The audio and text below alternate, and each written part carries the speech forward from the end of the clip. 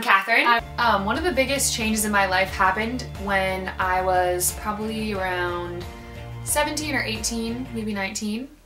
I started really thinking about how it is that I talk to myself, like in my mind. Like, you know, we all have that inner voice.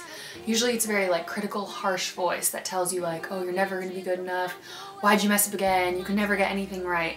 And I started to really like think about that voice because I know that it really affects everything you do and even like how you see yourself and how happy you are.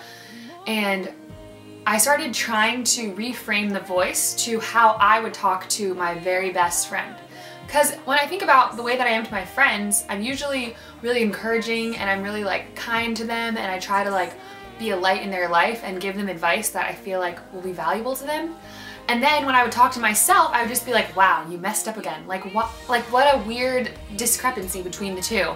So when you stop talking to yourself like you're an enemy and when you start thinking of yourself as a friend, then your whole life changes. And not only like the way that you are more forgiving of just your actions, but also your body too. Like when I stopped being so hard on my body and just trying to think of it like my friends, like I think my friends all have great bodies and they're all different sizes and shapes and there's all sorts of flaws and stuff, but I just see them as beautiful little imperfections. So I started thinking of myself as I would a friend and talking to myself as I would a friend, and ever since then my life's been a lot easier and my self-esteem has definitely gotten better.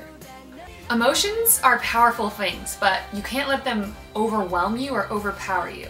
Usually your emotion is there as a guide. Like if you're really angry, it's usually because something happened that crossed a boundary. So you have like a boundary of respect. And when you allow someone to disrespect you, then you usually are angry and you feel angry at them, but usually we're actually angry at ourselves because we are treating ourselves disrespectfully. So we have to be careful not to let our anger turn towards other people but not express it, because then it turns into resentment.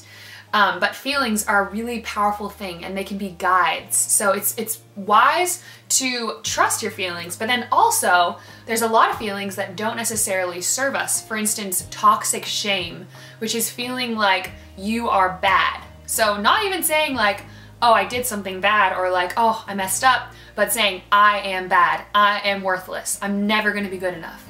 Those kinds of thoughts are the kinds of thoughts that lead to negative actions, things that'll be hurting you, things that won't serve you.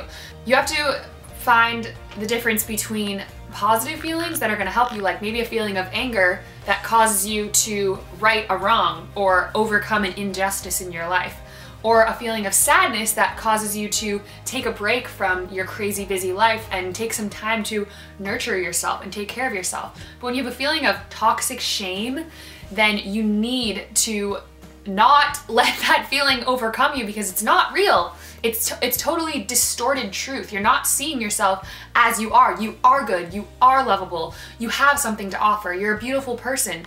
But when you're seeing yourself in this distorted way, you're not gonna get anything done and nothing productive will come from that.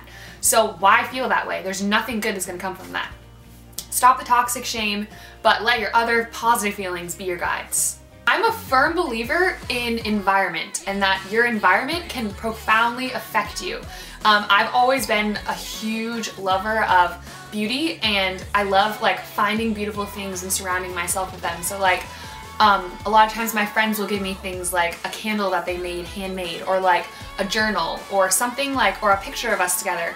And I surround myself in my room with things that remind me that I'm loved and that I have great friends. And then I'll hang up like Polaroids of me and my friends on my wall. And right now I even have like a vision board with all these positive words like happiness, joy, gratitude, success, peace.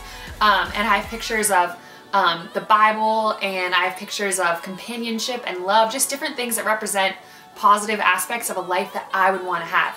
And when you surround yourself with those images, your mind will be dwelling on those positive things and you'll be bringing more of it into your life. So rather than having dark, negative things around you which are going to bring you down, you should surround yourself with positive images that are going to inspire you to live a better life.